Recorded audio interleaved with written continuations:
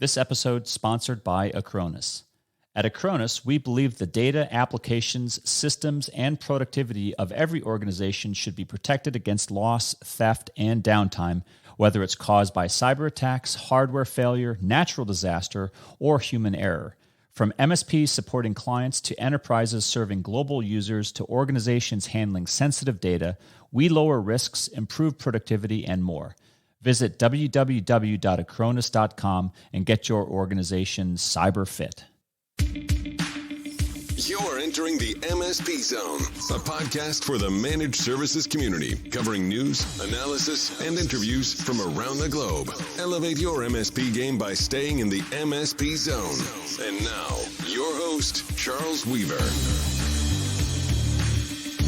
Hello, welcome to MSP Zone, where you will hear stories, conversations, tips, advice, guidance that you will rarely hear anywhere else on the planet, as long as it's related to managed services.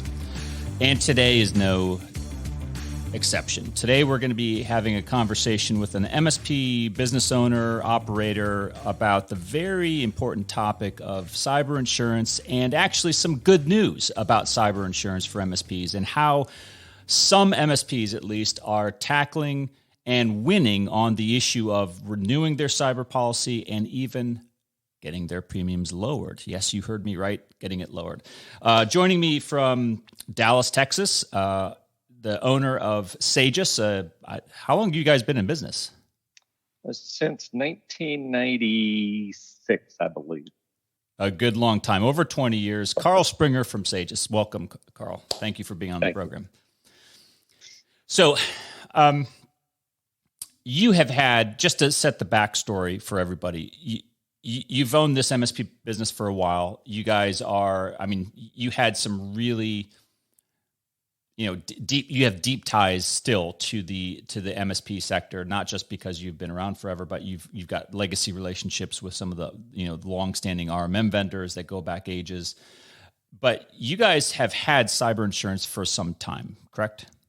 Yes, we've had it since 1995. We've had it the entire time. We've always had E&O and whatever those liability, professional liability insurance offerings are. Yeah. It probably wasn't called cyber at the time, but covering largely the same thing. You're probably no stranger to the amount of angst that a lot of service providers, integrate, anyone who does remote work, but largely and mostly MSPs, have been really struggling over the last several years because of the increased pressure of security and the sensitivity of security being out there in the public so prevalently that it's really caused some problems in just getting and paying a normal rate for cyber. Could you maybe talk a little bit about what you've seen your peers going through, or even maybe stories that you've had over the last couple of years leading up to this year?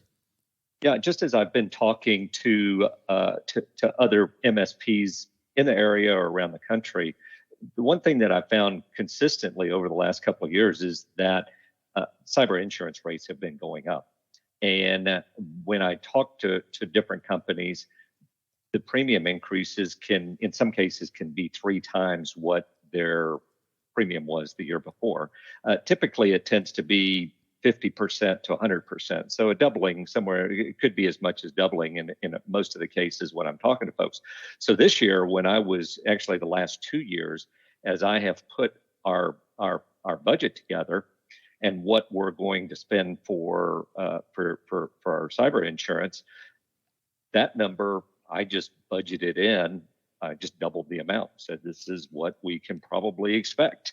And so my expectation going into actually last year was going to, and I say last year going into the 2021, was that we were going to have a fairly significant increase. I had exactly the same anticipation this year. So anyway, when we and surprisingly, we didn't have an increase. We had just a very, very minor increase in 2021. And this year, we actually had a little rate reduction, which was surprising to me that we had that. Well, I want to get to the rate reduction because that's the main point of the story. But you had been seeing rate increases over the last several years.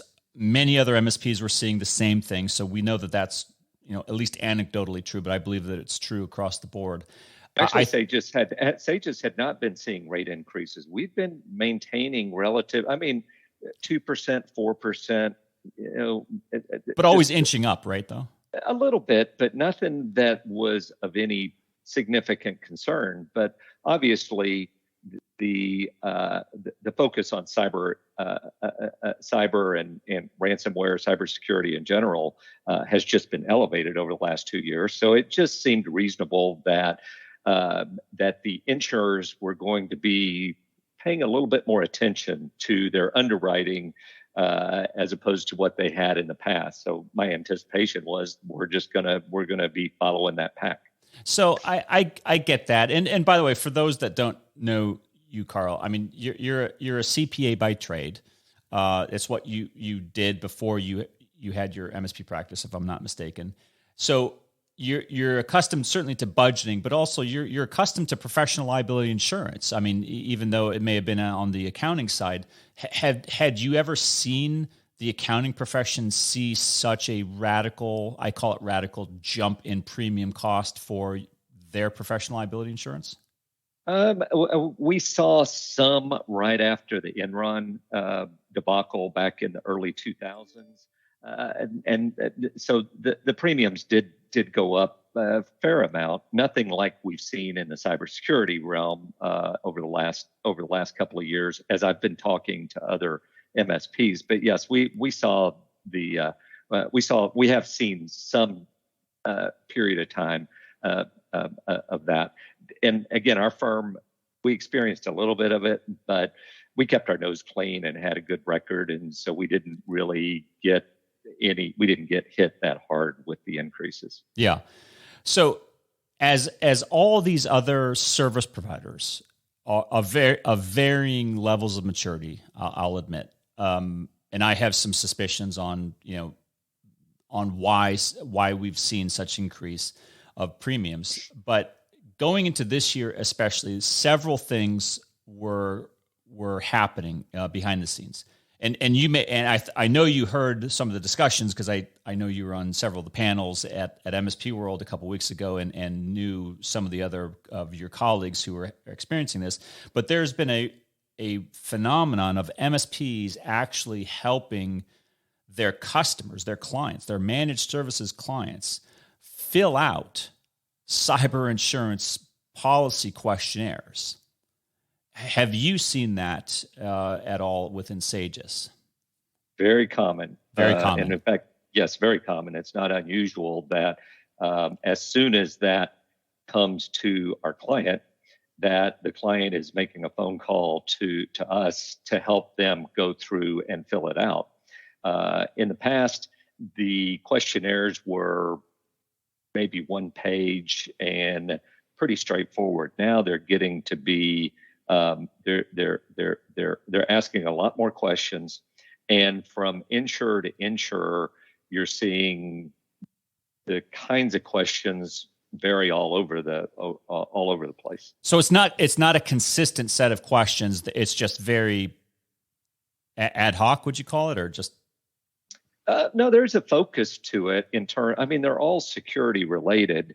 MFA, single sign-on, firewall configurations,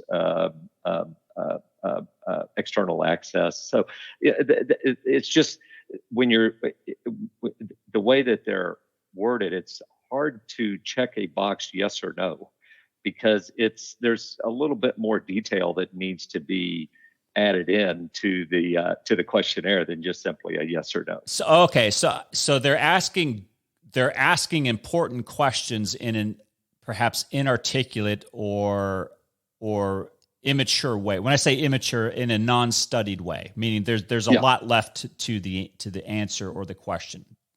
You do, yes, you do see that. And so, yeah, and obviously the concern is whenever you're filling out any sort of questionnaire for cyber or actually any insurance coverage, you want to make sure that you're answering it. Accountants, we never like to use the word accurate, but we don't want to misrepresent. And you want to make sure that there's not something that could come back and void the policy that you paid for. Absolutely. So I find that particularly interesting, that in the backdrop of all companies, not just MSPs, all companies around the globe generally facing much tighter scrutiny of even getting a cyber policy, but if you had one to begin with, seeing rather sizable rate premium increases this year and potentially even last year. And yet, what we just discussed, the MSPs undoubtedly, because you're not the only one, are being asked to fill out these forms. Now, that doesn't make you an expert in cyber insurance, but it does, I think, make you an expert at least in proper IT security for your customers. And it's in that backdrop that Karl, I just find it really hard to believe why the focus is so heavy onto the MSP, that you're the expert helping your customers, and yet they're treating you no different than the customers you're helping fill out the insurance. Does that make sense? Yeah, that's because we get the same questions asked about us that are being asked about our client. Yeah. All right. So enter 2022. I've not heard of anybody else in your experience, which makes this such a positive story, in my opinion, and worthy of being told. A lot of the MSPs are reporting fairly major rate increases for their premiums, and you guys have the opposite. It's not just that your rate doesn't go up. It's not just that your rate stabilized from last year. Your rate goes down. How did you do it? Okay. Well, the primary thing that I did was I just had a conversation with our insurance broker and educated them about the MSP Cloud Verify certification that we go through every year. So we've done this for the last we've gone through 3 years of certification, and part of that education was pointing out that the MSP Cloud Verify is truly a certification. It's something that we discussed in Orlando that I have not seen any other certification, which is basically minimum standards, best practices for the MSP industry. And so the first part was to educate on the fact that it's a certification, as opposed to a SOC 2, which is an operational control engagement. So a lot of people think that a SOC 2 type 2 report is some sort of a certification or compliance, and it's not. It's an operational control engagement. It says, here's what we're doing, here's what we're not doing. So, and it has a lot of value in terms of companies that are doing due diligence on MSPs. But if the person that's using the SOC 2 report is either just checking a box and not actually reading it, or is reading it but doesn't really understand what they're reading it, then there's some limited value to a SOC 2 report. I mean, I think it's a very, very valuable report, and I don't want to diminish it, but it is what it is. It's an operational control engagement. On the other hand, the MSP Cloud Verify, which very closely follows a SOC reporting, both issued by CPA firms, signed by both CPA. issued by CPA firms, and is and actually maps to other standards in addition. That particular report is a certification, and so as a certification, it essentially again meets best practices, minimum standards. So if you're not doing certain things and you're not, then you're not going to be able to get the certification. And the fact is that having independent third-party auditing verification of the representations that the MSP is making. So within that process, we assert that we are doing certain things, and then the auditor looks at it to say, yes, they are doing these things or they're not doing these things. So that process of having an independent third party CPA firm that comes in and applies their testing and issues a report, and also that report is followed up with the, certification from the MSP Alliance. That has, I believe, that has a lot of value, and there's education in the insurance community, whether it's to brokers or to underwriters, that about what that really means. And so when and this was 2 years ago, when I was thinking we were going to get a significant rate increase, I had a long conversation with our insurance broker who had changed over the last year. That's the reason why I had to have another one. But I had a long conversation about this and wrote up and gave them information about the difference between certification, operational control engagements, third-party verification, and auditing, reports that are issued, et cetera. So I just said, send this to the underwriter. Our report is available, both our SOC 2 Type 2 and our MSP Cloud Verify, if they want to review it. But these are available to them, and I'll be glad to share that with them.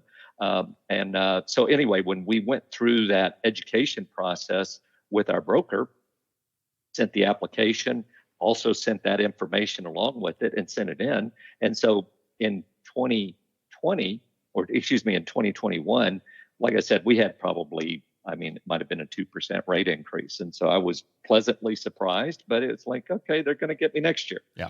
And so this year, our transition to another representative at our brokerage, and I went through basically the same process, and we sent the information in, and then what happened for us was that I got a phone call from our broker that she said, Karl, we haven't seen this before with any of our clients, whether they're MSPs or non-MSPs, but your premium, you actually had a rate reduction in your premium. That's not significant, but it was a rate reduction. It counts. It doesn't matter if it counts, exactly.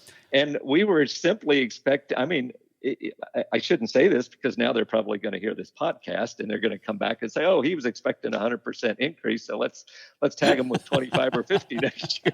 But, I'm putting myself out there for the community. I'll take a bullet if I need to.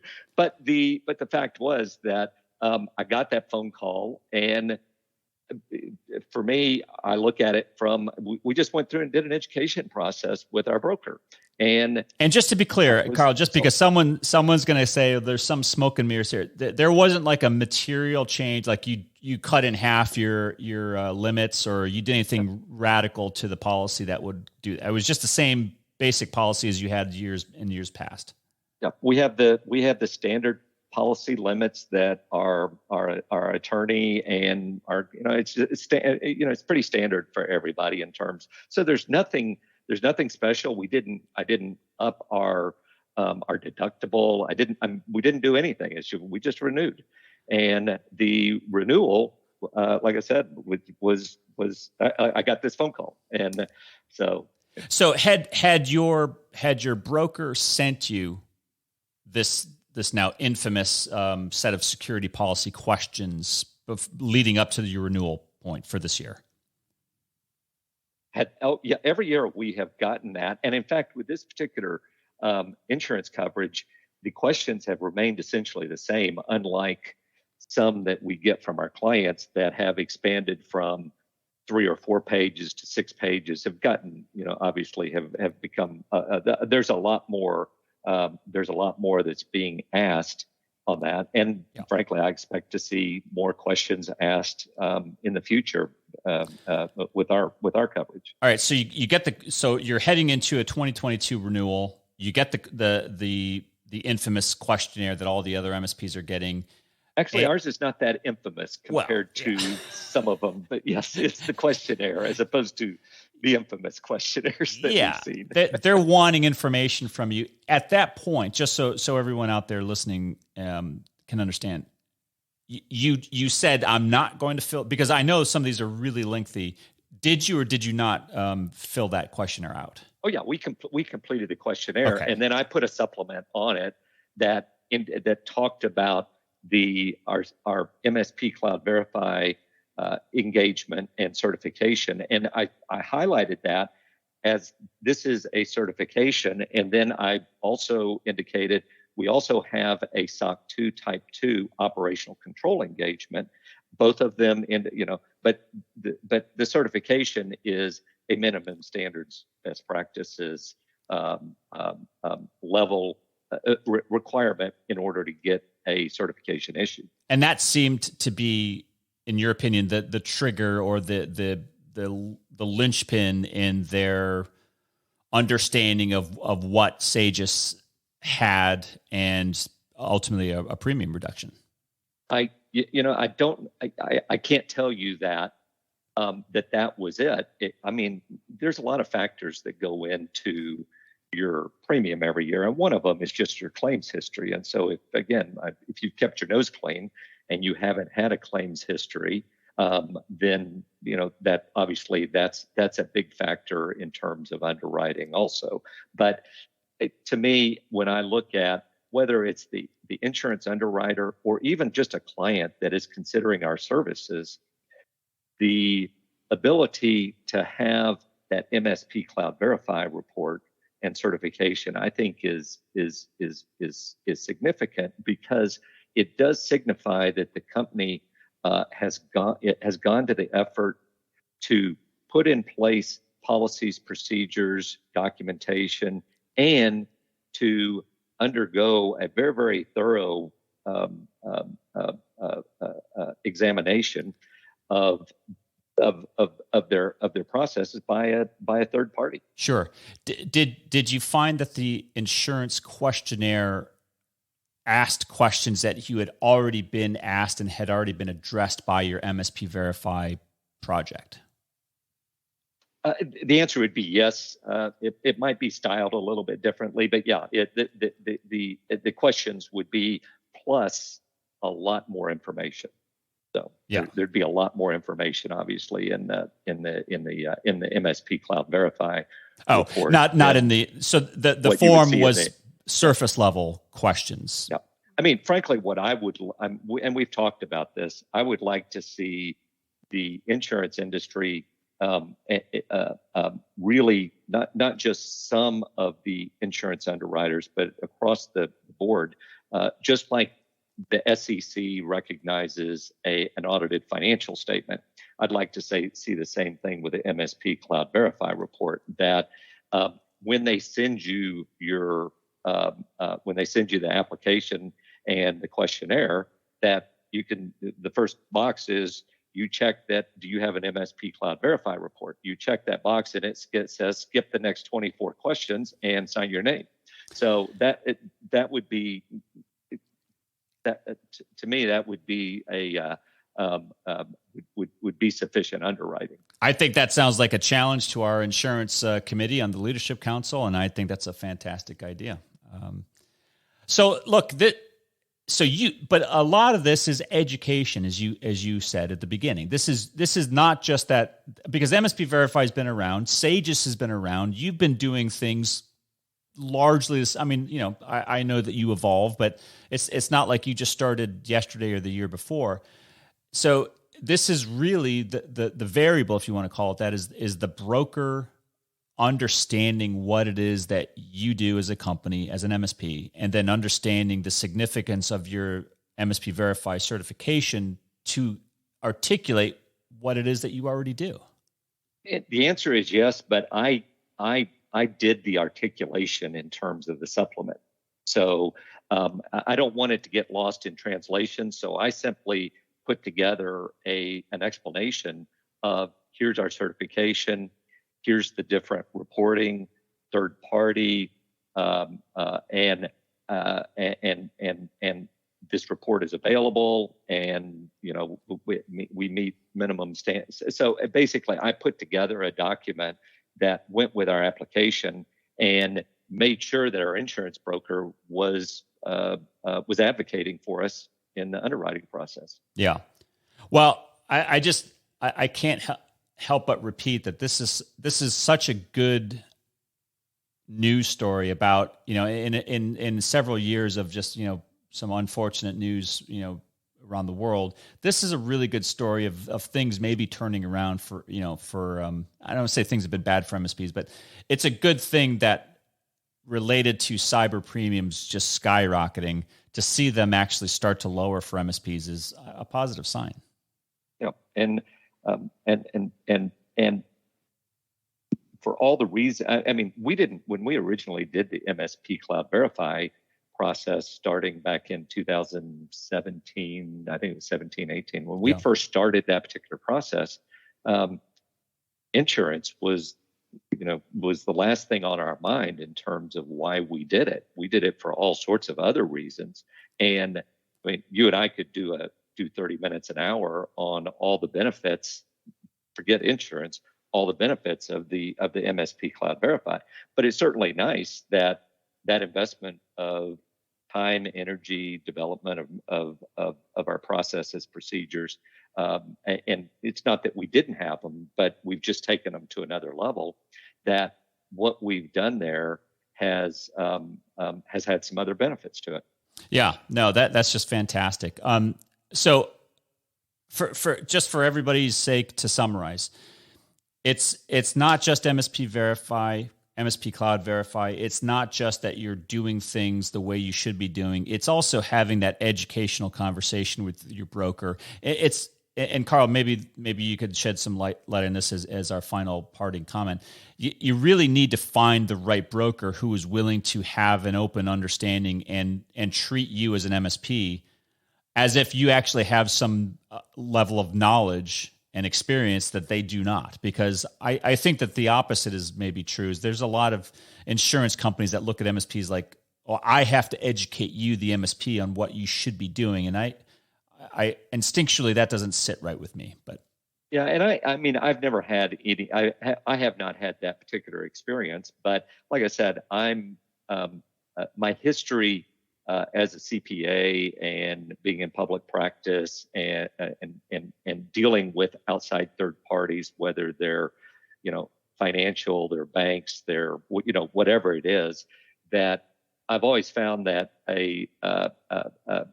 putting together a clear explanation of here's what's going on, this is what's available, this is what's been done, this is why it's been done, putting that together and not leaving it to the telephone conversation, the rumor mill, essentially, that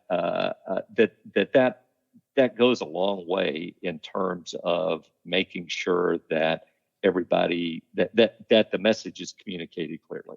Yeah. Well, thank you, number one, for coming on here and sharing that story. I have a sneaking suspicion that once people start to hear this, that whether it's probably at the upcoming MSP Alliance peer groups, you're going to be a very popular guy. They're going to be buying you a lot of drinks to hear how you tackled and ultimately won this important battle, because I think it's a momentous battle to talk about and to have, and I hope sincerely that more MSPs follow the route that Sagiss took, because that's what we need. Well, after being in Orlando for 4 days, I don't think I'm going to try to keep up with the young guys anymore. So. Well, they'll buy you a cup of coffee. How about that? There you go. All right, Karl Springer from Sagiss, thank you very much, and congratulations again on that important win with your cyber insurance. And like I said, I don't want to speak out of turn, but if people want to talk to you, I hope they reach out to you honestly and talk to you one-on-one about your experience, because I think more MSPs need to take your approach. It's a good one. It obviously had a successful outcome, and that's why we thought it was important to have Karl on to the MSP Zone today. So, Karl, thank you very much for being here, and that's all for now. Thank you, Charles. Thanks for listening. If you enjoyed today's episode, please give us a like. Make sure you are subscribed to the podcast so you will get notified when future episodes are released. We will see you next time in the MSP Zone.